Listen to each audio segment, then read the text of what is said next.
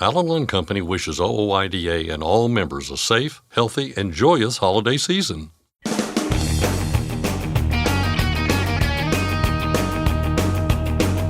OOIDA, representing America's truckers since 1973, presents Landline Now with your host, Mark Reddick. We're closing out 2024 by taking a look back at the stories that made the biggest impression over the past 12 months. Today, we'll look at another issue of import, worker classification, with Tyson Fisher of Landline Magazine. Staying fit while working as a trucker can be quite difficult. That's why Truckstop posted a blog on the topic. Physical therapy expert Justin Coleman and Truckstop's Brent Hutto join us to discuss. For the most part here on the program, we talk about long-haul trucking, but some truckers never leave one state. Which of those models you run under has legal implications you need to be aware of. I'll talk with Alex Clark of CDL Legal. And finally, Congress recently avoided a government shutdown, but plenty of work remains to keep things moving in our nation's capital, including some items important to truckers. I'll talk with Bryce Mungen of OOIDA's Washington, D.C. office. And now, here's Scott Thompson. Thanks, Mark. We're closing out 2024 by taking a look back at the stories that made the biggest impressions over the past 12 months. A top 10 of sorts, things like driver pay, the truck leasing task force, predatory towing, the list goes on here. But today, we're going to look at another issue of import worker classification. And helping us today with that conversation is Tyson Fisher, Associate Editor of Landline Magazine. Tyson, good to see you. Thanks for having me. Thanks for being here. It feels in many ways like the groundwork for worker classification and these rules were kind of laid out before this year, before 2024.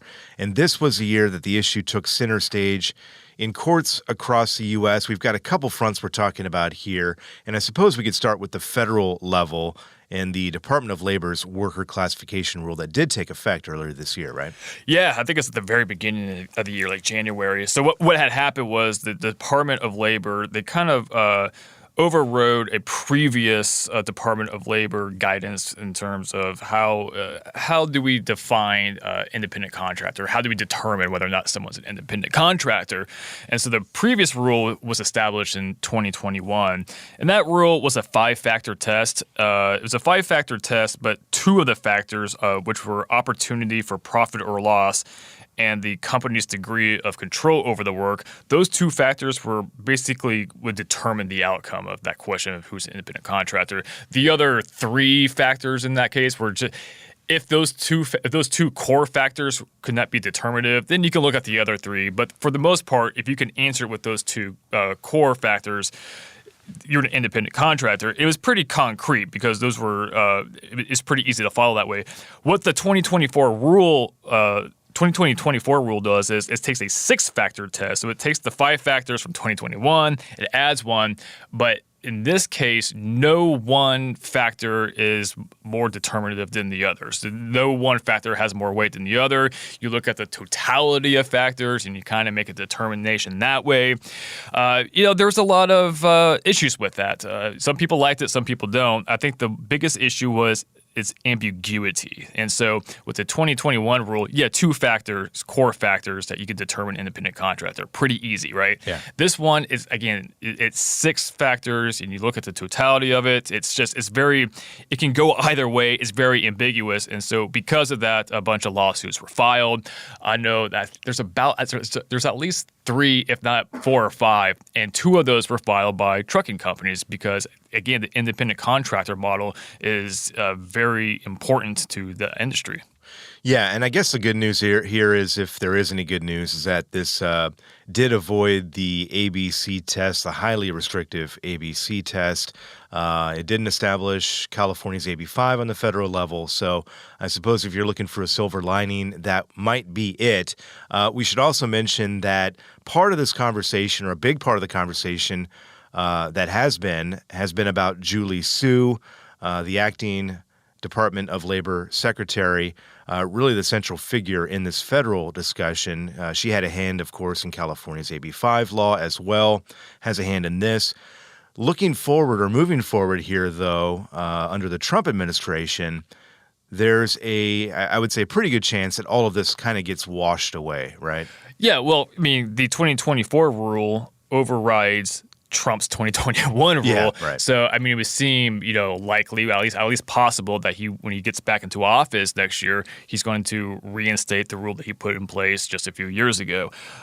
So we don't know. So right now, his pick for Department of Labor Secretary, we know that she's pro-union, but as far as, independent contractors and whatnot don't have a lot of guidance on that. Probably will fall in line with this, previous administration's take on it, which again comes back to that 2021 rule, which is more concrete and easier to follow. So we'll see what that looks like. Don't exactly know, but I could see a scenario where we go back to that 2021 rule that I think the trucking industry found much more favorable. Sure. Yeah, it's just the ping-ponging back and forth that gets super confusing, and I do not fault anybody for being confused about all this because it is very confusing. We talked about the federal level here. Let's talk about the state level, and if we're talking about the state level and issues like this, we're talking about California. The AB 5 law actually is in effect. They're not enforcing it because the process is still playing out in the courts, and I suppose that's the big headline from this year is that we're kind of in limbo here when it comes to that. Yeah, we absolutely are. This is very similar to the Department of Labor in terms of the legal challenges to it. It's being challenged by a variety of industries, just like the Department of Labor rule is. OOIDA is one industry or is one plaintiff in one of the several cases, and so again, a huge effect on the trucking industry, and so OOIDA is trying to fight that. So as far as where we are, it's gone through several appellate courts. The Supreme Court has turned down gig workers' case, so like Uber, turned down their petition to hear it.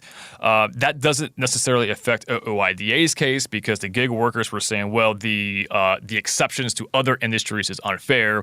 OOIDA's stance on it is this is impedes on interstate commerce. So different arguments, different cases, and so right now OOIDA is fighting it at the federal appellate level. I believe the Ninth Circuit Court of Appeals. That's where it is right now, and so whatever happens from there, I'm sure the losing side will take it to the Supreme Court, or at least try to. So, yeah, kind of in limbo mode on that one right now. Yeah, which basically I think summarizes where we're at with both these issues right now. Sort of wait and see mode as we wait and see what happens here. But if you were making odds, I suppose the federal issue, the classification rule there, probably more likely that one goes away, or as you said, kind of goes back to the Trump administration. California AB 5, I don't think anybody knows where that one's headed right now. I mean, there's just so many variables in the AB 5 compared to the Department of Labor one, which is, it's anyone's guess. It's just, even money on either side of it. So, yeah, we'll see what kind of happens with that. Again, the courts are very slow moving, and so I don't think we'll have right. No. So I don't think we'll see anything on that soon. So, but yeah, Department of Labor probably sooner than later compared to AB 5. Never a dull moment. Tyson, we appreciate you coming by as always and putting these things into perspective for us. We'll see you soon. All right, thanks for having me. That was Tyson Fisher of Landline Magazine. Mark, back to you.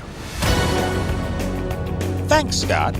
OOIDA's leadership will offer a fireside chat to discuss the broker transparency proposal at 7:30 p.m. Central Time on January 8th through Zoom. Registration is required, and truckers can pose questions or offer comments during the session. We'll have a link at our website, landlinenow.com, to where you can register to take part, and you can also find that link on the OOIDA social media pages. Next, we'll hear about staying fit while on the road from physical therapy expert Justin Coleman and Truckstop's Brent Hutto, and I'll cover legal concerns for driving interstate versus intrastate with Alex Clark of CDL Legal. I'm Mark Reddick, and this is Landline Now. Thanks for listening. Be sure to like and subscribe.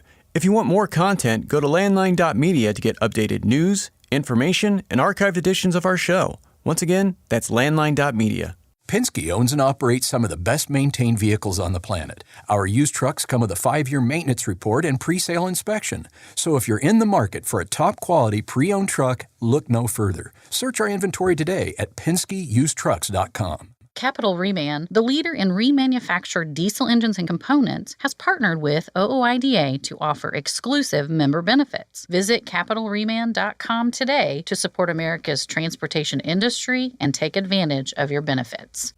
It's tested and proven. Burn 2.1% less fuel when you balance all wheel ends with Centromatic. Call 800-523-8473 to get the OOIDA discount.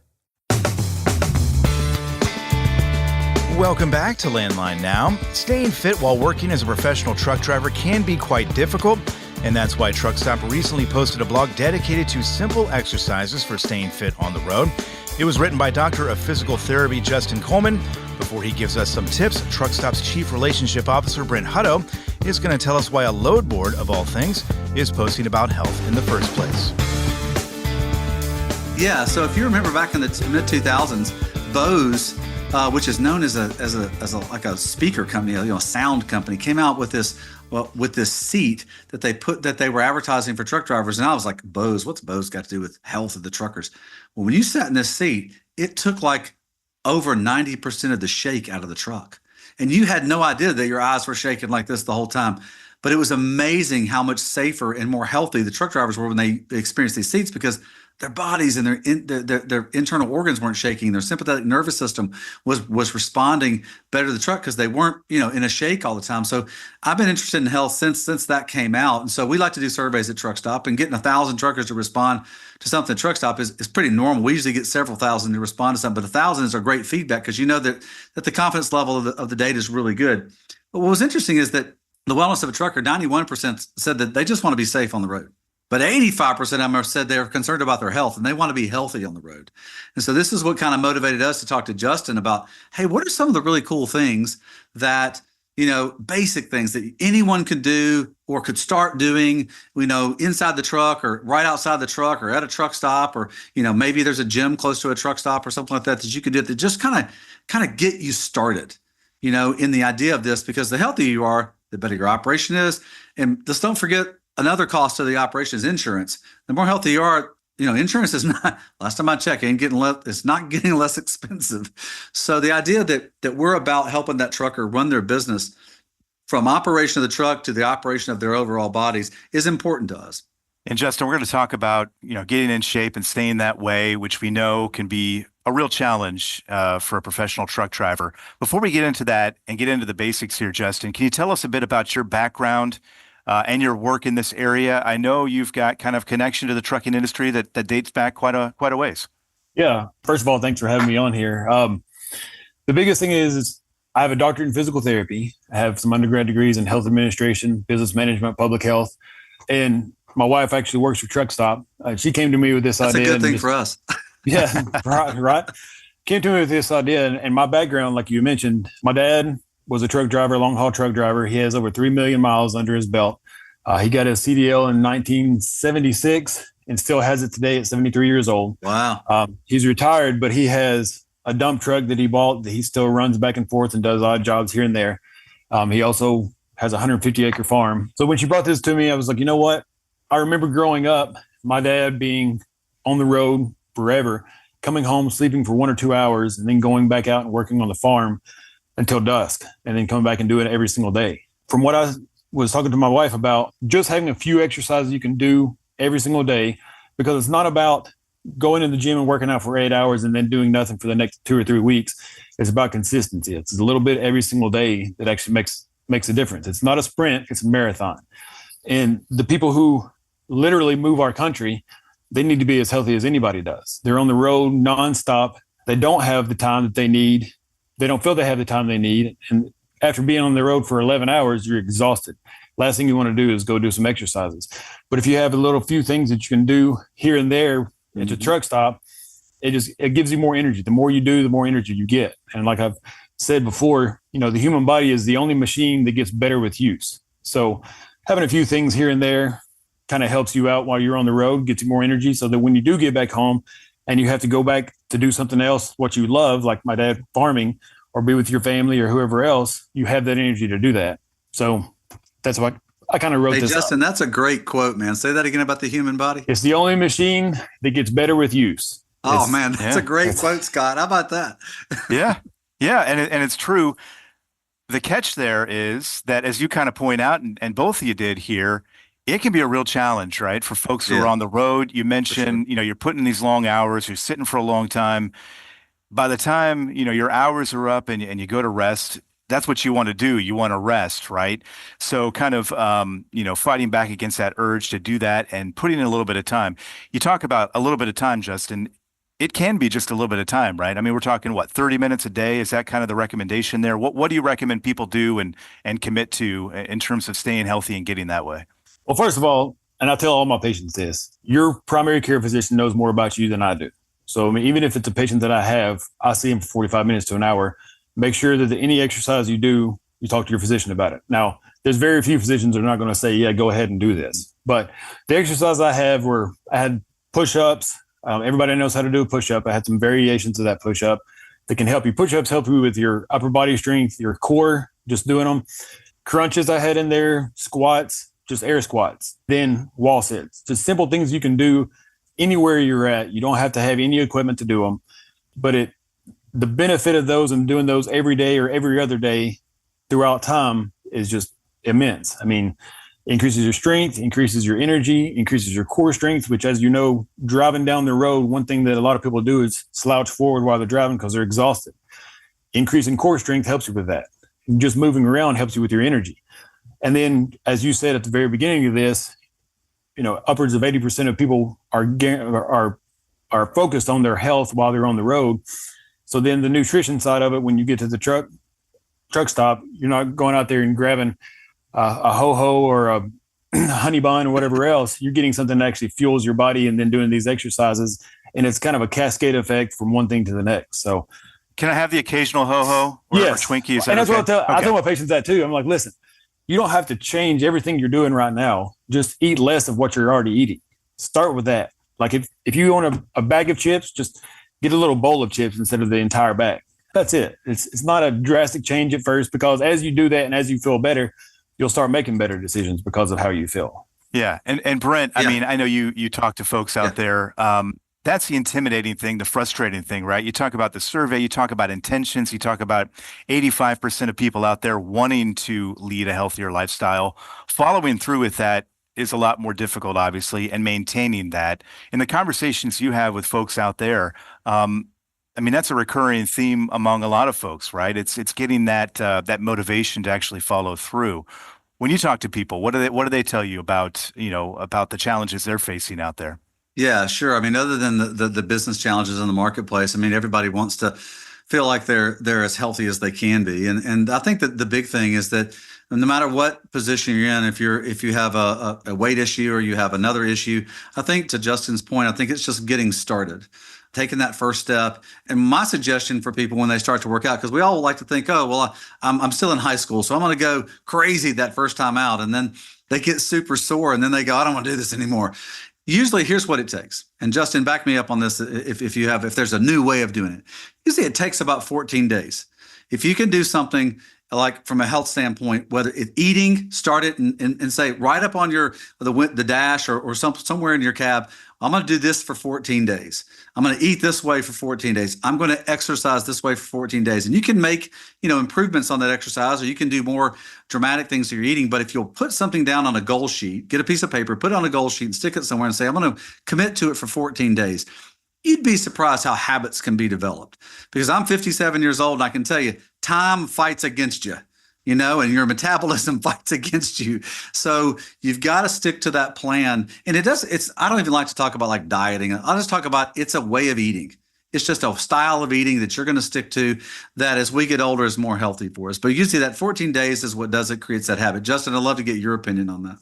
Yeah, and it's with anything in life. When people first started truck driving, they didn't just jump into a truck and take off on the road and go I hope not. 1,000 miles. Yeah, exactly. Let's hope not. Yeah, it takes time. It takes time to learn about it. But like you said, people get frustrated with the learning about it part. Like Brent said, it's just doing a little bit every day for 14 days. At the end of that 14 days, you can look back at your progress and just say, wow, I feel better than I used to. I don't have the same pains that I used to.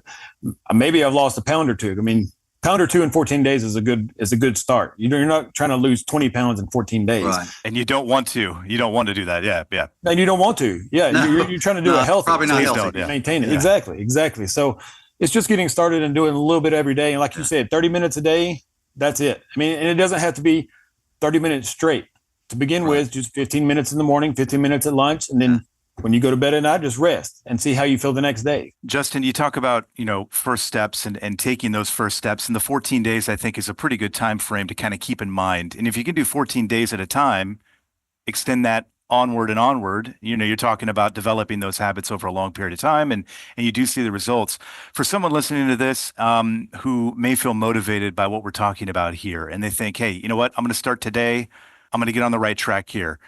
What should they start by doing? Give me a couple of things, few things maybe, that they can do throughout that first day. So the article was up on Truckstop.com. It's just the exercise, and it has them laid out. And I've kind of positioned every single one of them. I have push-ups. I have diamond push-ups, regular push-ups. Spider-Man push-ups are a little bit elevated. It's once you get stronger and have a better, stronger core.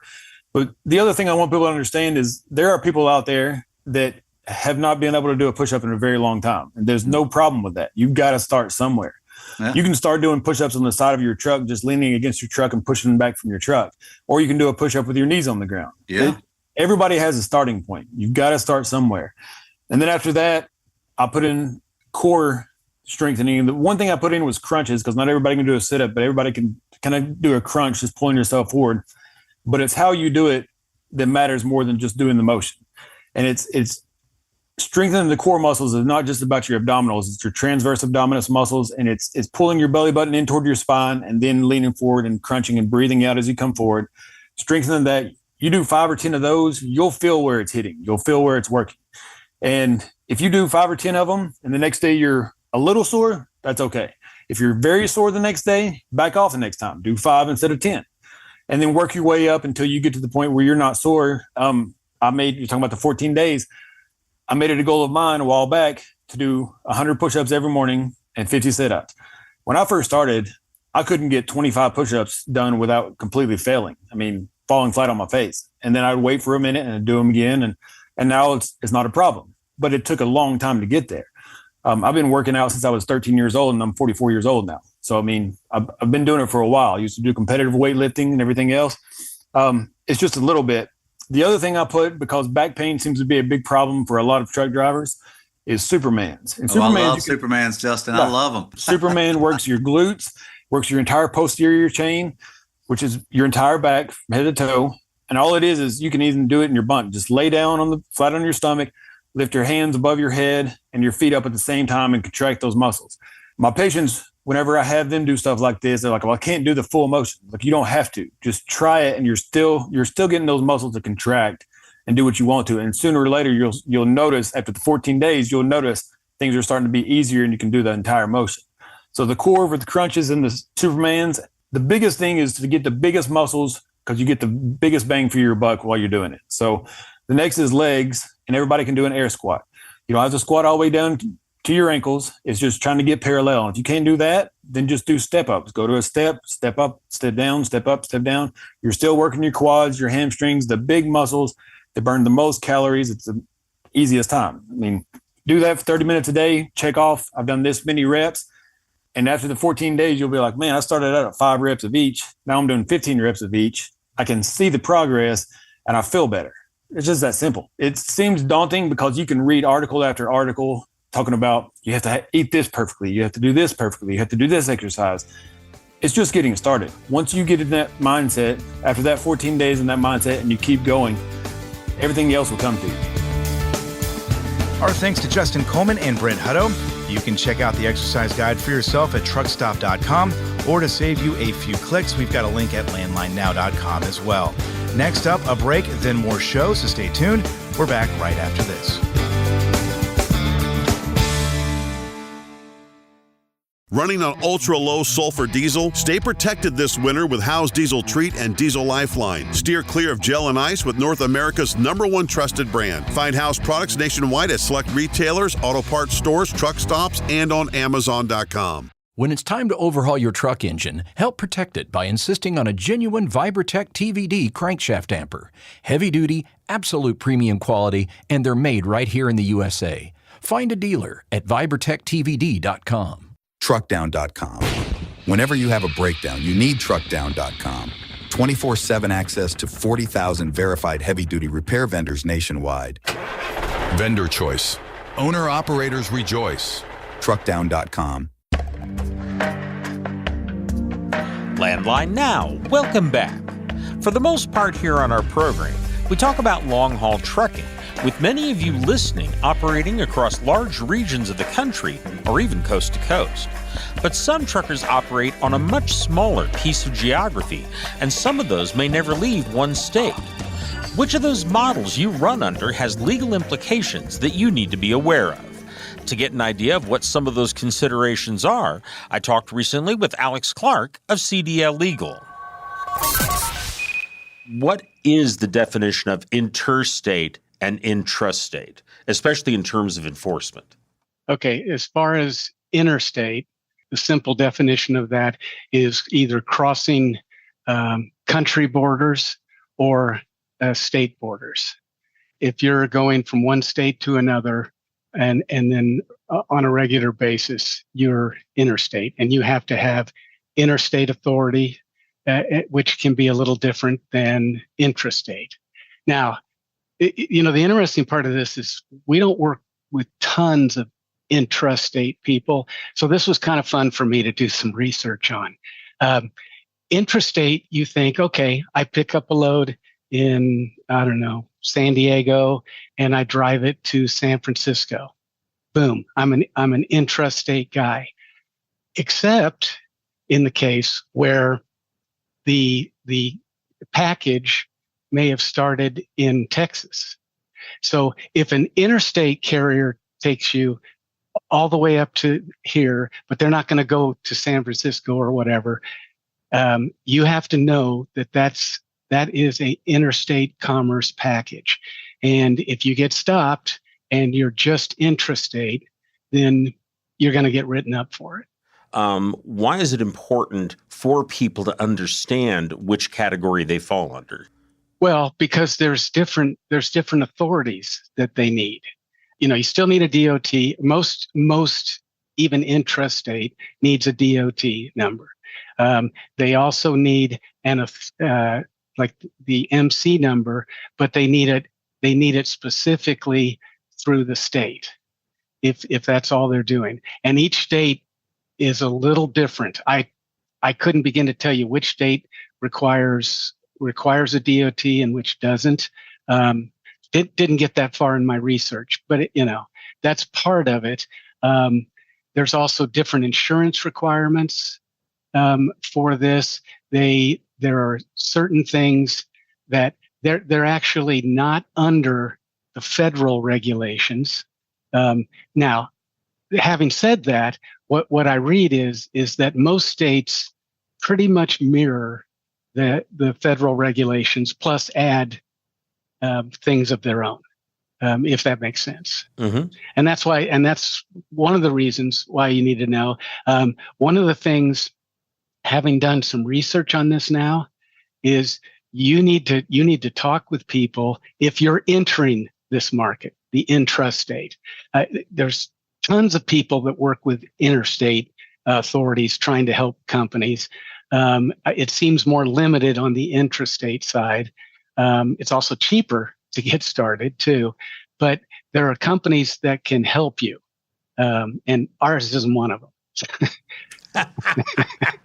So if you're listening, don't call me and ask me to help you with that. Well, obviously you mentioned the fact that most states follow the federal regulations, even within their state regulations. Are there particular ones you've run into that do have significantly different regulations for truckers that only operate within their state? Well, honestly, I'm not an expert on that. I don't. Now, what I can say is there's a whole section in the unsafe driving that are really pertain to state laws. So, like a 392.2 SLLS 4, 15 over. Okay, that's a ticket in anybody's state, but the laws that govern the roadways, you may be able to go 80 in Texas, and I'm just making that up. And don't want to say to somebody, he said I could go 80. And it's 55 in California, as David pointed out in his segment. They have the right to set their own boundaries on those things. States set boundaries on who needs mud flaps. I know that for sure. It's not a federal regulation. It's in the federal statutes, but it's up to the state whether or not they require that, if that's answering your question. I think it is, absolutely. Well, let's turn to the interstate, and certainly that's most of what we talk about in trucking, because that seems to be, in terms of long haul, certainly the bulk of it. Talk a little bit about the regulations that they have to follow. And what I'm thinking here is, are there cases, I mean, obviously they've got to follow the federal regs. Are there cases where they can fall under the state regulations? I mean, you mentioned a few there, but are there others? Yeah, absolutely. So for interstate, interstate can do intrastate movements, all they want. I'm not sure of all of the inside regulations that they need to, because they're basically everything that you have in intrastate, you generally have in interstate. Now, interstate have to have IFTA, the International Fuel Tax, and in some states that they require intrastate to have IFTA, whether they're going across the lines or not. I don't know. It doesn't make sense. But there's a list of states that I saw that didn't require IFTA. And again, the insurance regulations, I think I mentioned that earlier, do appear to be different and higher than in intrastate trucking. If there's one state that's going to trip up truckers, it's California. Yeah. And I'd like to talk about how some of their rules can apply even to out-of-state truckers who are interstate simply because they travel in California. And I think the number one question truckers have about this, that I hear at least, is how is that legal? How is that legal? That they have? Yeah, for them to enforce intrastate or their own state regulations on interstate truckers that enter their borders. Well, of course, we're a federalist republic, and so that gives states power over anything that isn't covered in the federal regs. And that's just an overarching theme to the United States. And then, so like in California, there are CARB rules, the emissions rules, and things like that. Idling rules, same thing in New York City. So specific localities have the right to protect their people in a way they see fit. I mean, I don't know that there's any federal rules against jaywalking, but if the state or the city wants to say you can't jaywalk and they're trying to protect you from getting hit, can't imagine in New York City anybody jaywalking, but that's just my Kansas bias on that. So there are basically, it's been set up so that each state can handle like the ways they want to. Just like, again, in the past thing that David was talking about, Carrizo Springs, they built a new roadway, and you could go through their town forever, drive through their town as long as you're driving legally, and now you can't. Now they have a different designated place, and so they write you up for being on a wrong road. You also have like federal roads in states that are, due to federal parks or just a number of, like the Natchez Trail goes through Mississippi. We get tickets for drivers who drive through the Natchez Trail, and it's a little road that no semi should ever be on. And yet, so it's a ticket, but it's a federal ticket. They actually write traffic violations for federal tickets, and it's just, of course, you can imagine it's way worse than being, getting a ticket on a state level. Yeah, I don't think the FBI has ever pulled anyone over for jaywalking, for example. Yeah. And of course, I know one of the things with California is, of course, that when the EPA was put into place back in the 70s, CARB, the California Air Resources Board, already existed. And they got kind of a special status in order to be able to enforce emission regulations the way they do. Are you aware of any other state that has some situation like that? Is that a unique thing with California, or are there other states that can affect people that way? Well, there are. I did mention New York. In New York, if you're idling, somebody can use their phone to time the amount of time that you're idling, and then turn them in. And then they get a hefty fine. It's kind of outside of the courts. Although I do know an attorney that does go into New York City to fight them on these things.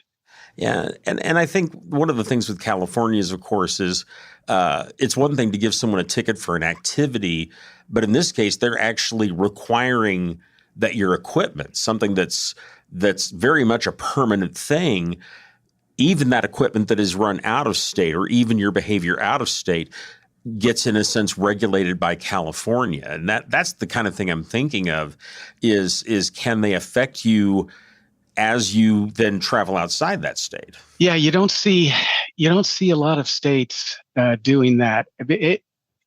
Things like the CARB, they don't go through the regular court system. It's a different system. It's an administrative body.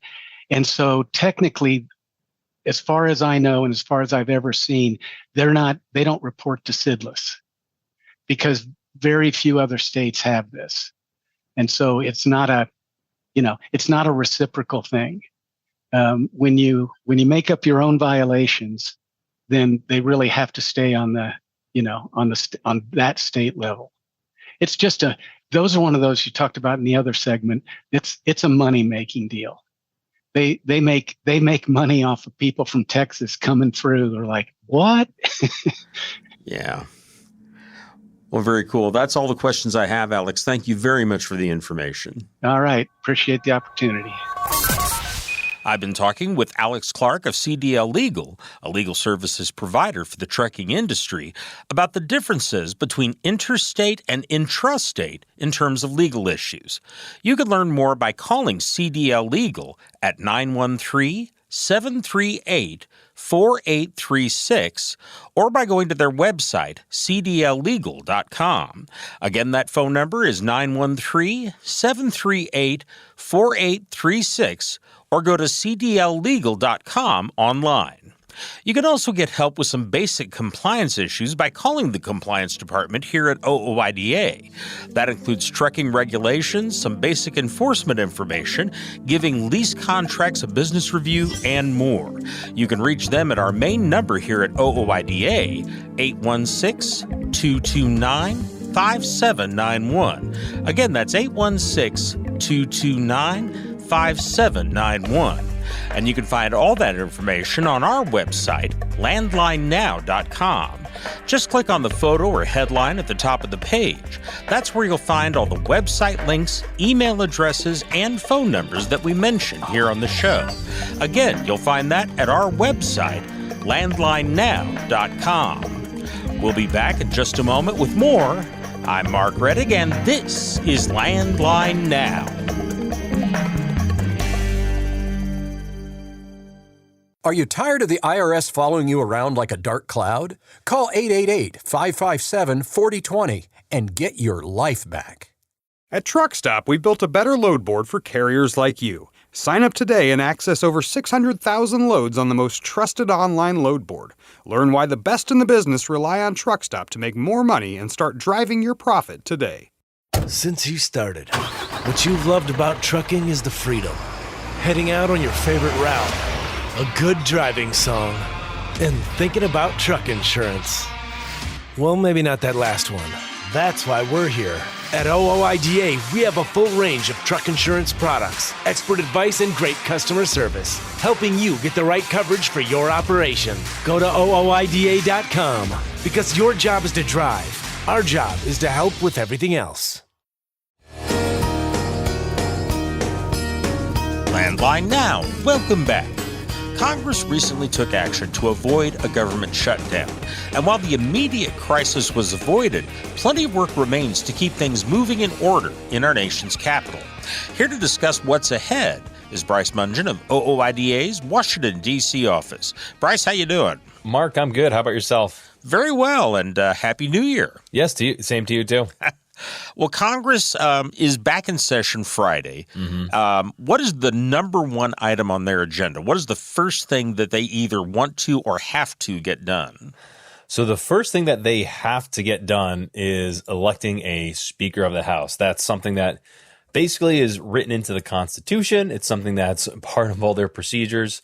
They need to select a Speaker before they can really move forward with doing anything else. So that's the number one item at the end of this week. And it's probably, certainly in my lifetime and memory, and I'm sure a lot of other people, it's probably some of the greatest uncertainty heading into that process. That's not to say that there's complete uncertainty or, they're not going to get it done or anything, but there's definitely a lot more questions surrounding that than there normally are.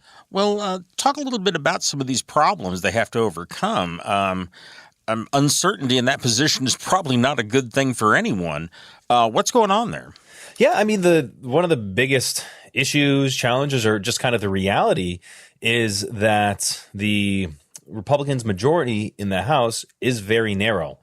Right now, we expect that when all the members show up, it'll be about 220 Republicans and 215 Democrats. And if everyone there and is voting as part of the speaker election, you need 218 members to vote in favor of a name in order to select a speaker. So it's a very slim majority.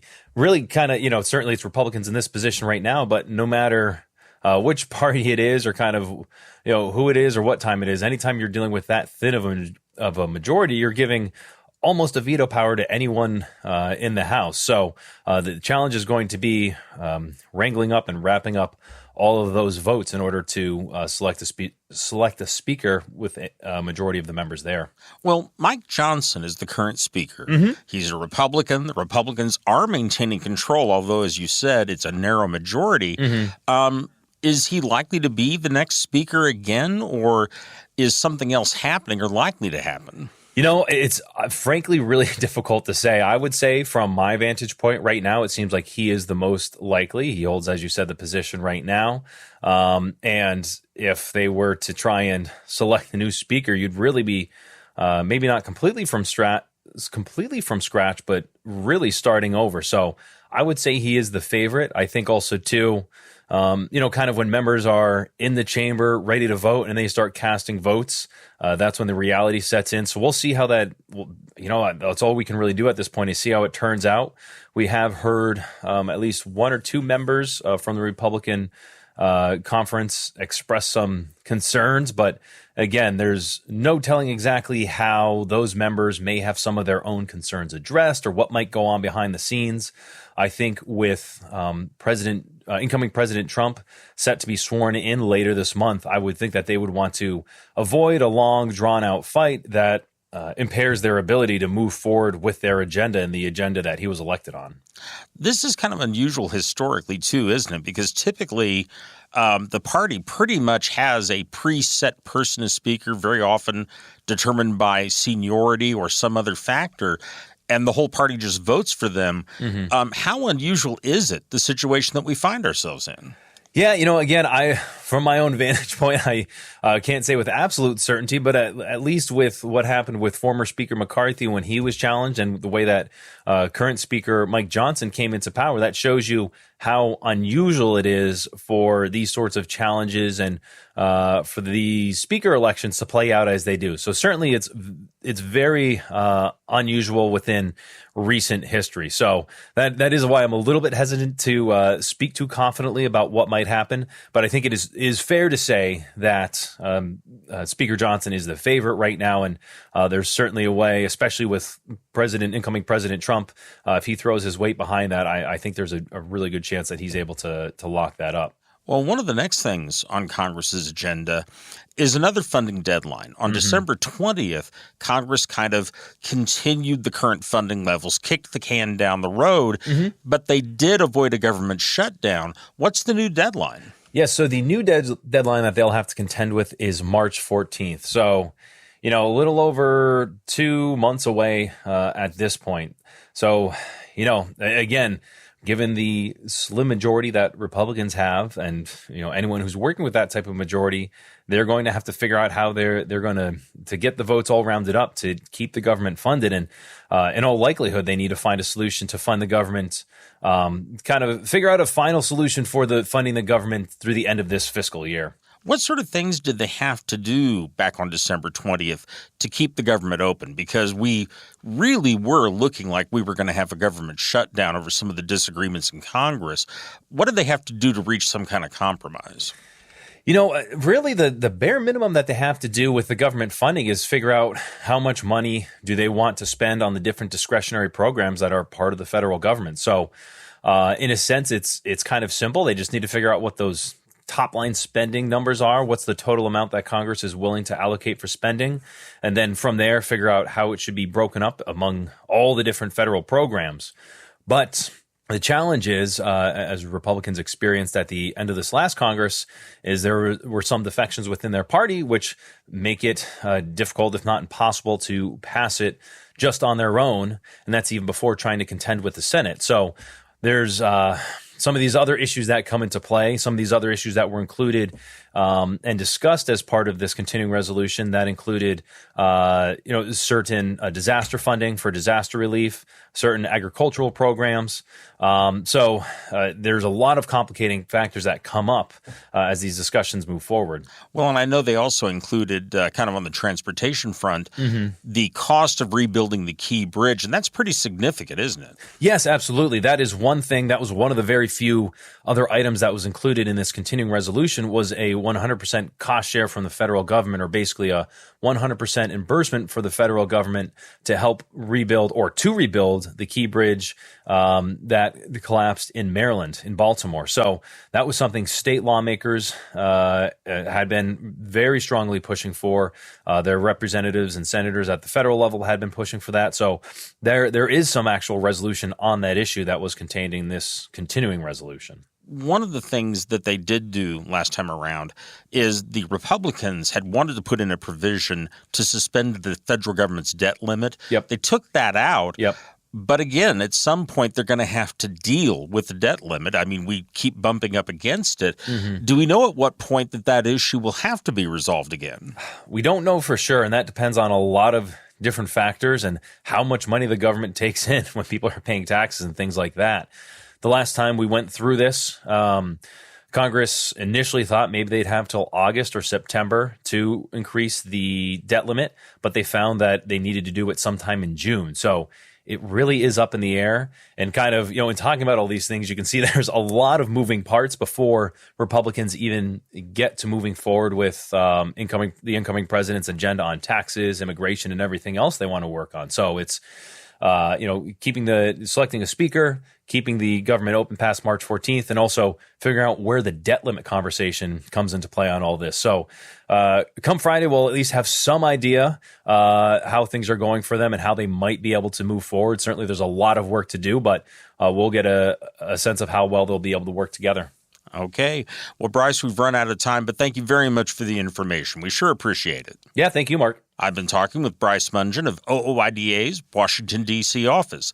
And once again, folks, we want to remind you about that fireside chat coming up regarding the broker transparency issue at 7:30 p.m. Central Time on January 8th. That'll be a Zoom presentation. You have to register to take part. We're going to have a link at our website, landlinenow.com. That's our program for today. I'm Mark Reddick, and this is Landline Now.